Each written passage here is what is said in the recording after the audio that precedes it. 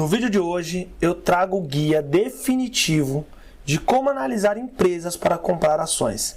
Nesse guia eu trago os meus 9 anos de experiências, conversas, network com pessoas influentes no mercado, investidores multimilionários, que eu mesmo tive o prazer de conversar e aprender com eles. Eu trago isso tudo de forma mastigada, para você aprender, para você conseguir entender como funciona o mercado de capitais e como você pode utilizar os métodos que estão aqui para tirar leite da teta dessa vaca. Bora pro vídeo? Mas antes, se você não é inscrito no canal, já vou pedir para você se inscrever no canal, assinar o sininho para ser notificado toda vez que a gente subir vídeo novo. O botão de se inscrever está aqui embaixo do vídeo, tá bom? Peço também que você me siga no Instagram, que é o @MikeMartins, com 3S no final. Lá eu mostro um pouquinho do meu dia a dia, o que eu estou fazendo. Futuramente eu vou trazer mais coisas sobre ações, então é importante que a gente construa esse relacionamento e eu tenha você lá no meu Instagram, beleza? Bom, pessoal, então meu nome é Mike Martins, eu sou engenheiro, tecnólogo da informação, empresário, investidor há mais de 9 anos e agora tentando trazer aqui para vocês, como digital influencer, toda a minha experiência nesses últimos 9 anos de Bolsa de Valores. Bora lá? Bom, pessoal, então primeiramente eu quero já desconstruir na cabeça de vocês que a Bolsa é cassino e que é difícil você conseguir ganhar dinheiro na Bolsa, tá? Existem 2 formas de ganhar dinheiro na Bolsa. Uma delas é através da análise gráfica. A análise gráfica ela é feita por traders, tá? Os traders eles são especuladores e eles ganham com a especulação de mercado. Eles podem ser tanto profissionais quanto pessoas amadoras. Basicamente, o trader ele analisa o movimento de preço de alguns ativos financeiros. E quando eu falo ativo financeiro, eu estou querendo dizer boi, soja, milho, dólar, criptomoeda, ações, tudo que você imaginar que é negociado em bolsa, esse cara trada para ganhar um dinheiro ali na variação do dia. Ou do dia, ou da semana, ou do mês, é meio variado, tem vários tipos de profissionais, alguns trabalham com gráficos menores, alguns com um tempo mais espaçado, e aí cada um tem a sua estratégia, tá bom? Então, o que demanda o trabalho do trade? Basicamente ele tenta achar onde é que está o fluxo de demanda de entrada de dinheiro e saída. Então, por exemplo, se existe uma demanda maior de entrada na bolsa, o preço de qualquer commodity ou ação, ela tende a subir ali momentaneamente no curto prazo.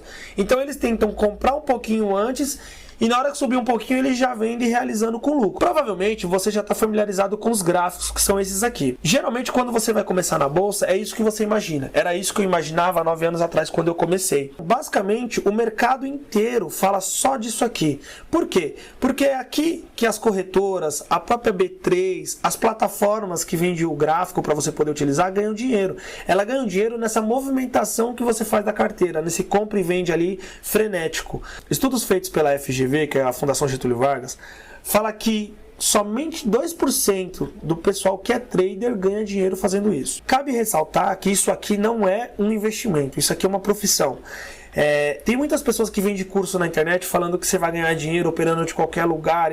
Gente, vocês podem até chegar a ganhar dinheiro com isso. Eu não conheço ninguém que ganhou dinheiro fazendo isso. Mas pode ter certeza que de qualquer lugar o cara não ganha dinheiro fazendo isso. Ele tem que sentar na tela do computador, ele tem que analisar, ele tem que trabalhar. Então isso aqui é uma profissão, tá? E não um investimento. Para ele ganhar, ele precisa que a ponta do outro lado perda. Então, não tem como o trade ganhar sem o outro lado perder. E qual que é o problema disso? O problema é que se fosse tão bom ser trade, ganhar dinheiro fazendo trade, o cara não vendia curso. Entende? Porque se ele vende curso e ensina o método dele, ele não vai ganhar, porque outra pessoa vai ganhar dele. Deu para entender como a conta não fecha? E qual é a verdade sobre análise gráfica? A verdade sobre análise gráfica é que ninguém sabe para onde o mercado vai aqui. Os analistas não sabem, a mídia não sabe, a maioria não sabe, a manada que a maioria não sabe. Certo, pessoal? Então vamos falar agora sobre análise fundamentalista. O analista fundamentalista, o investidor, ele é sócio de empresa. Então, ele pode ser um profissional ou um amador que analisa a situação financeira, econômica ou mercadológica de uma empresa. Repara que a palavra mercadológica. Então, ele analisa a situação lógica daquela empresa. Então, o que ele analisa? Basicamente, ele analisa isso aqui. Ele analisa indicadores e balanço patrimonial. E o legal aqui, que quando a gente fala de análise fundamentalista, o outro não precisa perder para você ganhar. Quando você compra ação e o seu amigo do lado compra e o outro do lado compra, o preço da ação sobe. Então, se o preço da ação sobe, você está ganhando capital. Se eles não compram, o preço da ação continua ali num preço baixo, você continua comprando e acumulando mais ações. Então, no final, você também está enriquecendo. E uma hora ou outra, o mercado vai observar que essa empresa está indo para onde ela tem que ir e aí o preço vai acompanhar sim. Tá? Então, é isso que é mais legal na análise fundamentalista. E qual que é a diferença? A diferença é que aqui todos sabem para onde o mercado vai. E para onde o mercado vai? O mercado vai para onde tem o lucro. E por quê? Você sabe por quê? Simplesmente porque cotação segue lucro. E eu posso provar. E primeiro, eu vou provar mostrando aqui o gráfico da Raia Drogasil. Olha só, a linha verde ela é o lucro líquido. E a linha marrom é a cotação. Olha como o lucro subiu primeiro e a cotação veio logo atrás. Quando o lucro deu uma caidinha, ela caiu a cotação. Quando o lucro subiu de novo, ela subiu. Aí o lucro caiu, ela se manteve ali quase normal, sem subir muito. Depois o lucro subiu, ela subiu de novo. Repara como acompanha? E olha só, não é coincidência não. Vou pegar aqui as ações do Banco do Brasil para te mostrar. Olha aqui. Repara como a linha verde de lucro, ó, caiu, ele caiu. Depois o lucro subiu, ele subiu. O lucro subiu, ele continuou subindo e ele continua subindo. Percebe como tem uma correlação lucro e cotação? Olha as ações da Taesa. Olha só como acompanha. Repara que o lucro agora caiu. Bem provável que a cotação comece a despencar e o lucro pode retomar e depois ela voltar. Mas repara que tem correlação. Olha só o caso da Petrobras. O lucro da Petrobras caiu, cotação caiu, depois cotação subiu junto com o lucro subiu, ela subiu e continua subindo. Então, repara que tem correlação. Agora, vamos pegar uma empresa que deu muito prejuízo. Olha só, Usiminas. Lucro caiu, cotação caiu, ó. O lucro subiu aqui, ele deu uma falsa subida, mas depois voltou e ó, acompanhou, tá vendo? Então não adianta, é fato. Cotação segue lucro. Então o que a gente pode tirar de conclusão do que a gente viu até agora? Entendemos as diferentes formas de tirar dinheiro da bolsa. Então existe análise gráfica e análise fundamentalista. Preço segue lucro e não gráfico. Análise gráfica é um trabalho, não um investimento. Todos ganham. No outro, alguém precisa perder. Outra coisa que eu posso ressaltar aqui é que quando a gente fala que alguém precisa perder, a B3 perde quando você é um analista fundamentalista. Porque você vai comprar ação uma vez por mês, ou às vezes duas. Seu fluxo de compra e venda é muito menor, então a bolsa ganha menos. Com isso aqui a gente já consegue desconstruir a diferença entre patrimônio e capital alocado a risco. Nada impede que você tenha capital alocado a risco, ser um especulador, um trade, desde que você entenda o que você está fazendo. Porque o que a gente mais vê no mercado é o cara que entra para especular, ele faz um trade ali, compra uma empresa, a empresa começa a desvalorizar, ele não estopa, e aí a partir do momento que ele não estopa, ele fala assim, não, a partir de agora eu sou investidor dessa empresa. Aí ele acabou comprando uma empresa que não presta, uma empresa que ele não analisou direito, porque ele tentou fazer um trade que ele não sabia nem o que ele estava fazendo, e aí ele começa a ser sócio. E aí, às vezes ele colocou lá 20 mil reais que virou 10, aí ele vai esperar 3, 4 anos voltar essa ação para ele empatar, quando ele podia tirar aqueles 10 e colocar numa empresa boa, e naqueles mesmos 3, 4 anos, em vez daquele ter virado 20, ter virado 40, 50. Então ele fica feliz porque empatou, mas ele nunca soube de verdade o que era ganhar dinheiro na bolsa. Então assim, é sempre bom entender isso, tá? Essa diferença entre patrimônio e capital alocado a risco. Patrimônio é investir em empresas boas, investir no tesouro direto, investir em imóveis. Capital alocado a risco é outra coisa. O objetivo da gente na bolsa é acúmulo de capital e não acumular vitórias. Então, se você está perdendo dinheiro numa ação que desvalorizou porque você fez um trade errado ou você não analisou direito essa empresa, é tirar o seu capital de empresa ruim e colocar o seu capital em empresa boa. A ideia aqui é justamente fazer acúmulo de patrimônio. É fazer com que o investidor iniciante saiba separar o que é uma empresa boa de uma empresa ruim e como que os milionários avaliam a empresa para fazer os seus investimentos, tá? Então a ideia é acumular patrimônio. Como que a gente aumenta o patrimônio? E como que acontece o aumento de capital?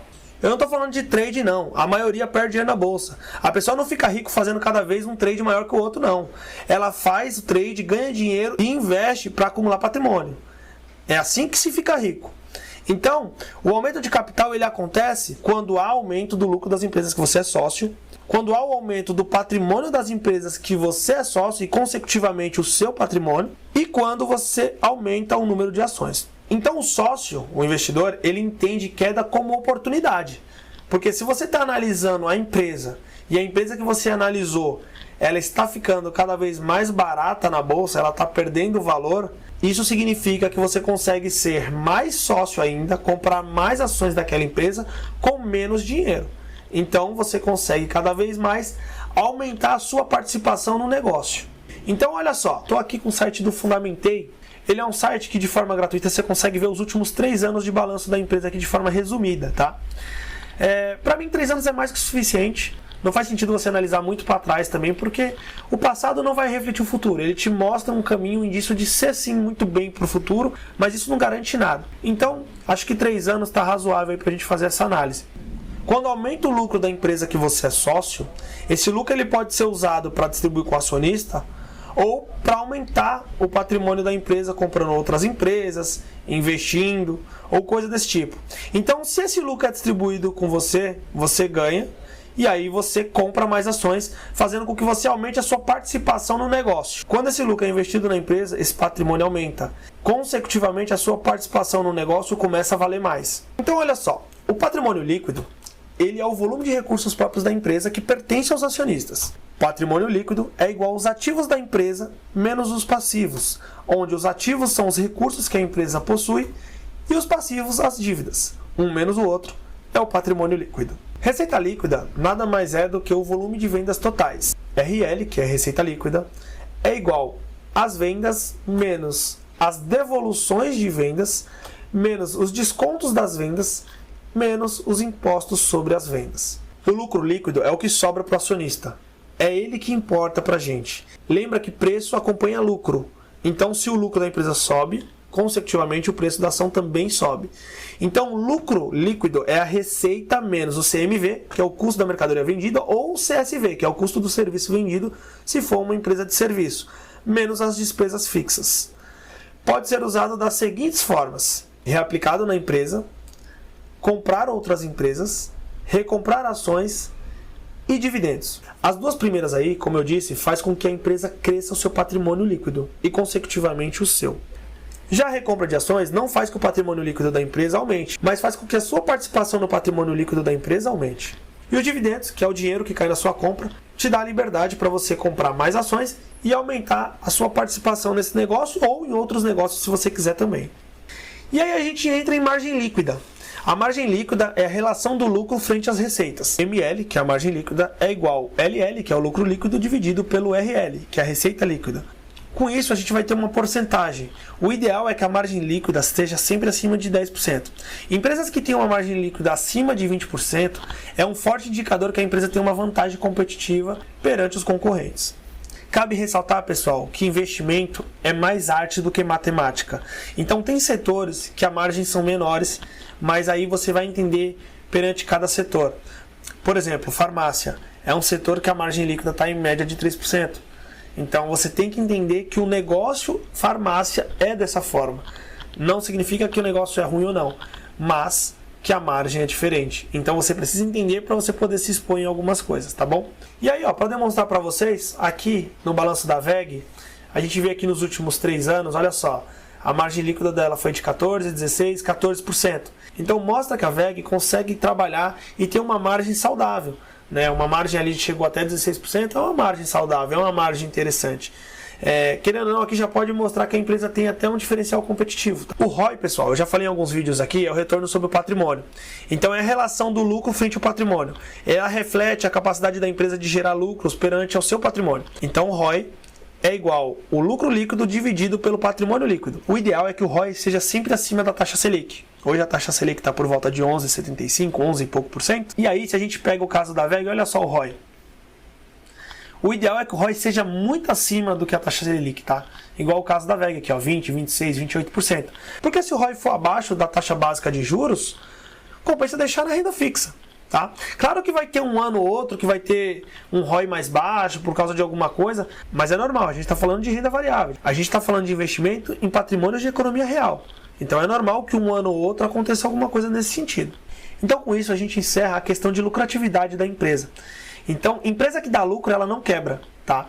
Então, quando a gente falar de empresa, a gente tem sempre que analisar lucro. Então agora vamos falar de dívida e caixa. Até agora a gente estava falando do lado direito, que é o lado que mostra ali, né, a lucratividade da empresa, se a empresa gera lucro, se o patrimônio vem crescendo, a receita vem crescendo. Só que também é importante verificar a solidez da empresa. Porque uma empresa que tem dívida alta, ela acaba, querendo ou não, queimando caixa, queimando lucro para pagar juros de dívida. Então acaba que o lucro é penalizado. A dívida e caixa é a relação da dívida bruta menos o caixa. Ela reflete o montante total da dívida ou caixa disponível. Então vamos lá. Dívida líquida é igual DB, que é a dívida bruta, seria empréstimos, financiamentos e debêntures, menos o CD, que é o caixa disponível, que é o caixa, o título e valores mobiliários de liquidez imediata, é as disponibilidades de caixa ali que tá fácil de fazer dinheiro, tá, pessoal? Então, se você pegar a dívida menos o caixa, a gente chega na dívida líquida. Tem empresas que não têm dívida. Então, se a empresa tiver mais caixa do que dívida, isso dá um número positivo, tá? Então, é bom entender que existe sim os dois casos, por isso que está bem claro ali, dívida e caixa, tá bom? A gente vai sempre dividir a dívida líquida pelo patrimônio. E o ideal é que esse número seja sempre menor que meio. Só que, pessoal, analisar a empresa é mais arte do que matemática, como eu já falei. Então, assim, nem sempre precisa ser menor que meio. Tá? A empresa de energia elétrica, por exemplo, é uma empresa que tem receita recorrente. Então ela consegue se endividar um pouco mais, mas o ideal é que esse número nunca ultrapasse 1, tá? Existem outros casos, que são empresas que têm um patrimônio líquido menor, que aí acaba fazendo que esse número distorça demais. Então, nesses casos, a gente precisa analisar a dívida em relação ao EBITDA, tá? E é ideal que esse número seja sempre menor que 3. Esses casos em específico são empresas aí de tecnologia, empresas que têm pouco patrimônio. Então você vai conseguir identificar quais são as empresas que têm pouco patrimônio com base no que você está querendo investir. Então olha só, aqui no caso de VEG, ó, a gente tem o caixa e a gente tem a dívida. Percebe como o caixa é maior do que a dívida? Ou seja, a empresa tem caixa para pagar a dívida, mas ela não paga essa dívida porque provavelmente ela está usando esse caixa para fazer investimentos, para alguma coisa melhor para a empresa. E não faz sentido pagar a dívida, porque a dívida é uma dívida de longo prazo, uma dívida espaçada, com juros baratos, né? Porque essas empresas têm uma taxa com juros baratos. Então, não compensa. Olha a dívida líquida em relação ao EBITDA que a gente tinha falado. O EBITDA, pessoal, ele é um pouco maior que o lucro, tá vendo? Se você pega a dívida em relação ao EBITDA, tá zerado. Então, para quem tem que dar 3, não tem nada. Entende? Então, é positivo.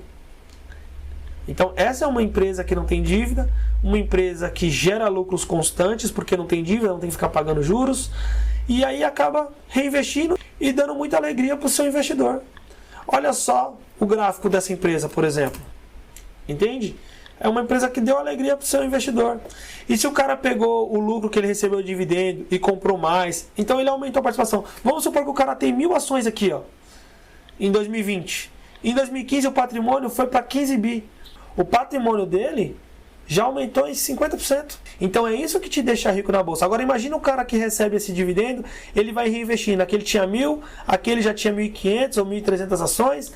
Entendeu? Então esse número é muito maior. Então é isso que te enriquece na bolsa. É você reinvestir o seu lucro e cada vez mais a empresa vai investindo e crescendo porque você está investindo, mais uma vez eu falo, você está investindo em um produto de economia real.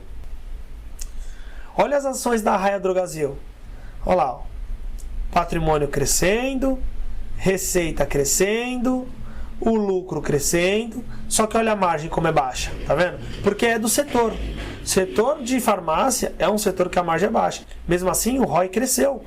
E perante a Selic, esse ROI aqui está sustentável. Então, assim, está ganhando acima da inflação. Então, olha só que legal. É uma empresa também que não tem dívida, entende? Dívida em relação ao EBITDA 0,6, é muito pouco.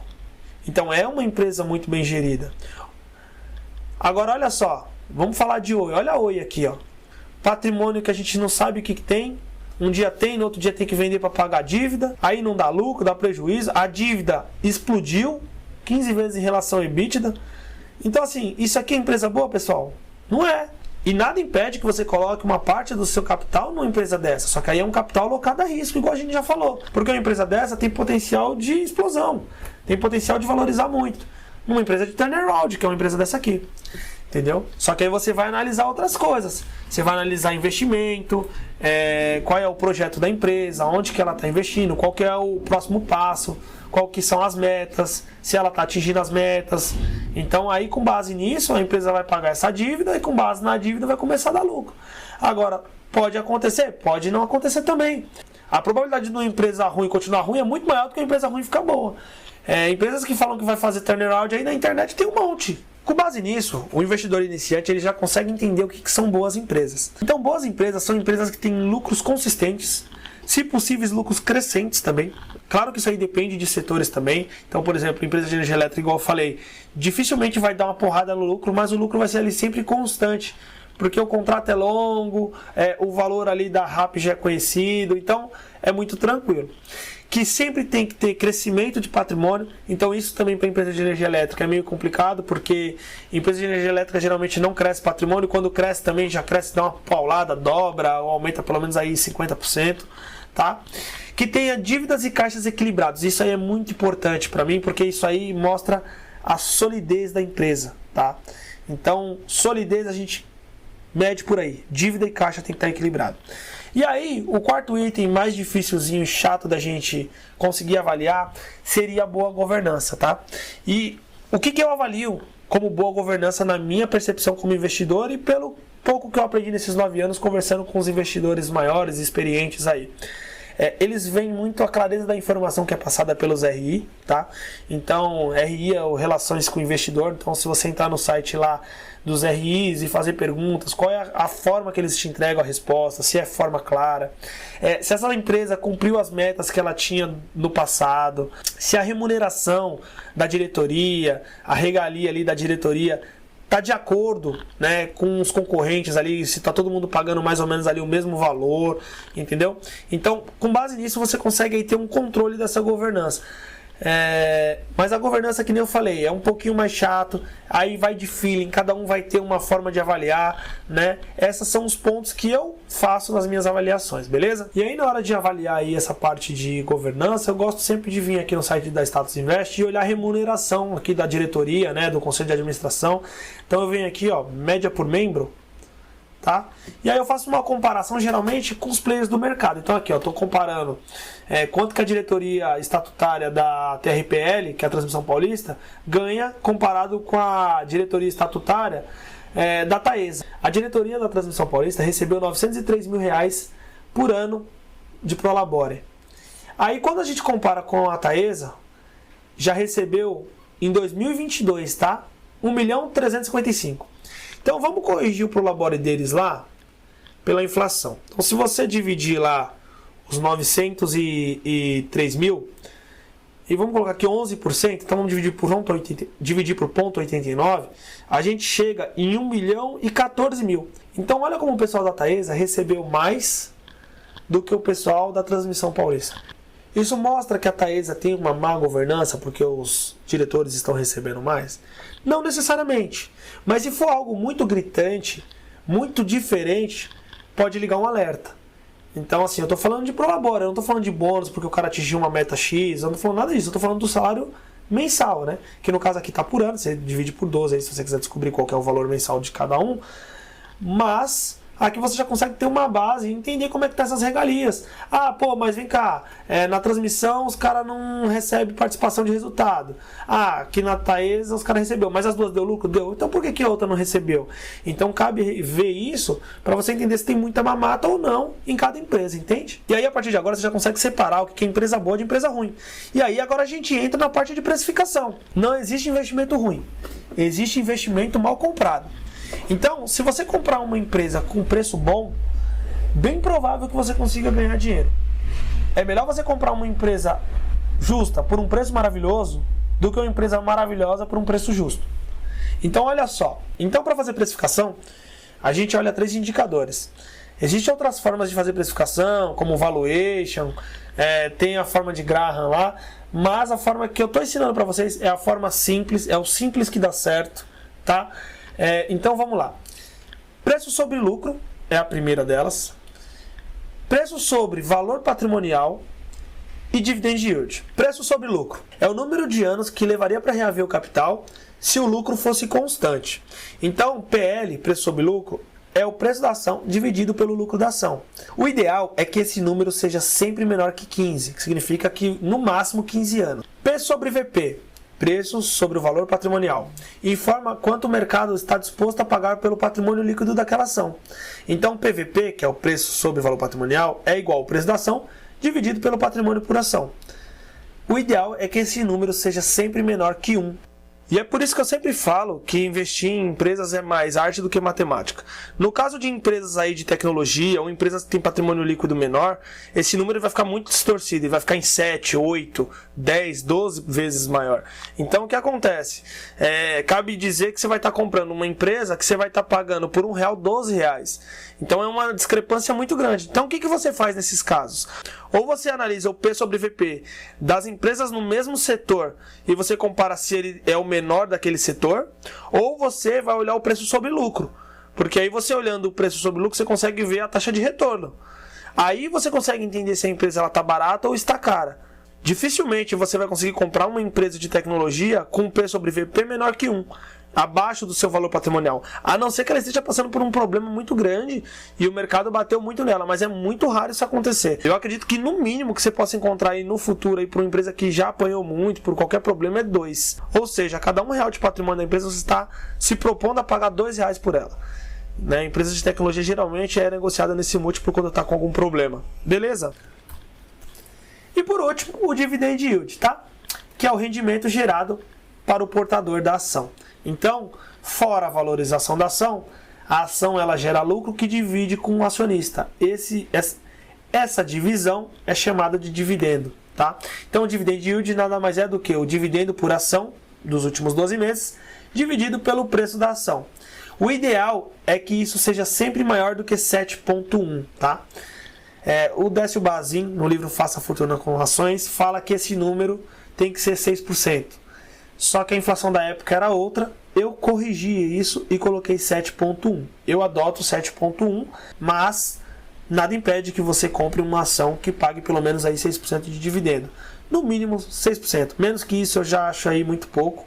A não ser que você esteja investindo em alguma empresa que tem um projeto de crescimento muito grande, mas aí já é uma outra análise, aí você já vai olhar o release de resultado, vai analisar certinho, com calma, minuciosamente. E por que é interessante esse tipo de análise? Porque quando você analisa uma empresa que ela vai pagar mais dividendos no futuro porque ela está investindo hoje, você está assumindo um risco maior, porque nada é concreto ainda, é um projeto, né? Mas se isso dá certo lá na frente, além de ganhar o dividendo maior, porque você comprou com preço muito barato hoje, você vai ganhar também a valorização da ação, porque uma ação que ela é bem vista, o lucro lá na frente é grande, o preço sobe muito. Imagina você multiplicar seu patrimônio por 7 vezes. Então é disso que nós estamos falando, e isso em pouco tempo. Eu falo coisas às vezes de 10 anos, 8 anos. Então assim, é interessante essa análise, mas é uma análise mais complexa. Então tem que ser feito quando você já tem casca, quando você já ganhou experiência de mercado. E ele vai acontecer na decorrência do tempo. Então você começa aqui investindo nos feijões com arroz, na empresa que já está pagando aqui o dividendo de 7%, bonitinho, todos os anos. E aí, conforme o tempo, você vai diversificando, vai aprendendo a analisar isso de forma mais inteligente, tá? Mas aqui você já vai conseguir separar o joio do trigo. Com esse vídeo aqui você já consegue entender o que é empresa boa, empresa ruim e onde estão as probabilidades, né? Aonde está a maior probabilidade de você ganhar dinheiro, ser mais assertivo. Só é fazer o que está falando nesse vídeo que você não vai errar. Então, com base nisso, a gente já consegue agora calcular o preço teto que a gente paga por um ativo. Eu estou trazendo um exemplo da empresa Taesa, né? Vamos supor que a Taesa pague por ação, ou que pagou por ação nos últimos 12 meses, R$ 1,50 por ação. Então, se a gente pegar esse R$ 1,50 e dividir por 0,071, que é quanto a gente aceita receber de dividendo, que é 7,1% ao ano, a gente vai chegar num preço teto de R$ 21,12 por ação. E a cotação atual da Taesa, no dia de hoje, é de R$ 26,80. Ou seja, significa que a cotação atual está mais cara do que o preço teto. Então, se você comprar essa empresa hoje, você teria a probabilidade de amargurar um downside de 26,89%. E aí, eu trouxe o caso real hoje da Taesa. A Taesa hoje está pagando R$ 2,20 por ação. E essa informação você consegue achar mastigadinha aqui no site da Status Invest, aqui nesse campinho aqui, ó. Se eu dividir R$ 2,20 por 0,071, eu chego num preço teto de R$ 30,98. Como eu falei para vocês, a cotação hoje da Taesa está R$ 26,80, então a gente chega num upside de 13,49. Olha só o que está acontecendo aqui. Você está tendo a oportunidade de comprar uma empresa que o preço teto que você estimou para ganhar 7,1% ao ano é de R$ 30,98 e você está pagando 26,80, né? Melhor dizendo. Então você está comprando ainda com upside de 13,49% no preço da ação. Então quer dizer que você vai comprar essa empresa e vai comprando até bater os R$ 30,98. Quando chegou em R$ 30,98 e passou, você para de comprar e aí você começa a aportar em outra empresa. E aí que começa a sua diversificação. Então, diversificar é dividir o seu capital em diferentes produtos com o intuito de diminuir o risco. Olha só o que a gente está fazendo. A gente está comprando uma empresa que a gente avaliou que está barata. A gente já olhou ali a parte de lucro, a parte de dívida, a parte do patrimônio. E aí a gente definiu que a empresa é boa para comprar e está comprando barato. A partir do momento que a gente está comprando ela barato, quando ela passou do preço que a gente acha que é justo, a gente para de aportar e aporta em outra. Então olha só o que a gente está fazendo. A gente está colocando todas as probabilidades a nosso favor. A gente está diversificando nos momentos certos, comprando a empresa barata, pagando dividendo, empresa que está saudável. Então, olha o potencial explosivo que a gente está tendo aqui. Consegue entender o que é a Bolsa de Valores agora? É assim que o pequeno investidor fica rico. É assim que os milionários e os bilionários da Bolsa investem. Então é assim que você coloca as probabilidades a seu favor. A diversificação, ela acontece naturalmente. E é sempre importante ressaltar que não vale a pena diversificar demais. Você precisa entender a empresa. E aqueles balanços que eu mostrei ali, você vai analisar aquilo ali uma vez por ano. Isso aqui você vai analisar uma vez por ano. Não é todo dia que você vai analisar. Então, é um investimento. Você abre aqui, analisa, vê se está tudo certo. E você não vai vender essa empresa, você vai viver da renda. Você só vai vender essa empresa a partir do momento que ela perder fundamento. Igual está uma empresa assim, ó. Perdeu o fundamento, aí você deixa ali na quarentena, para de comprar e começa a comprar outras empresas e você vai analisar os próximos anos. E aí não importa mais se você está ganhando dinheiro, se você está perdendo nessa empresa. É tirar o seu capital de empresa ruim e colocar seu capital em empresa boa.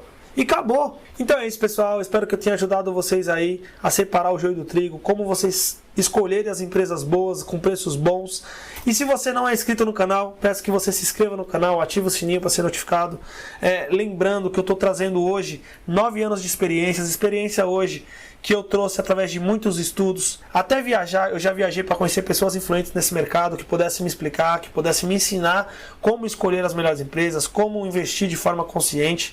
E lembrando que aqui no canal a gente traz vídeo novo todo dia para que você possa se informar, aprender, ser uma pessoa melhor. Muito obrigado, me siga no Instagram, mike.martins. Uma boa sorte para vocês e tchau!